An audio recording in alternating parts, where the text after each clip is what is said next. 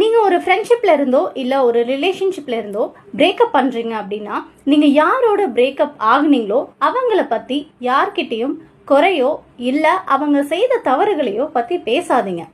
நீங்கள் உங்கள் மனசில் இருக்கிறத யார்கிட்டையாவது சொன்னால் நல்லா இருக்குன்ற மாதிரி நினச்சி நீங்கள் ஒருத்தவங்க கிட்ட சொல்லும்போது கண்டிப்பாக அவங்களும் யார்கிட்டையாவது ஒருத்தவங்க கிட்ட சொல்லியிருப்பாங்க இல்லையா? அந்த பர்சனை நீங்கள் எங்கேயோ ஒரு நாள் பார்க்குற பட்சத்தில் அவங்க உங்களை திடீர்னு வந்து என்னப்பா நீ இப்படி பண்ணிட்ட, என்னவா நீ இப்படி பண்ணிட்ட அப்படின்னு உங்களை வந்து கேட்கும் போது உங்களுக்கு எவ்வளோ ஹர்ட் ஆகுமோ, கோபம் வருமோ, அதே ஹர்ட்டும் கோபமும் அவங்களுக்கும் வரும். ரெண்டு பக்கமும் நம்ம நியாயமாக யோசிச்சு பார்க்கணும். ஸோ யாரை பற்றியும் யார்கிட்டையும் அவங்க செய்த தவறுகளையோ இல்லை அவங்க மேலே இருக்கிற கோவங்களையோ பற்றி ஷேர் பண்ணாதீங்க. அதை தவிர்த்து நான் சொல்கிறது கேளுங்க.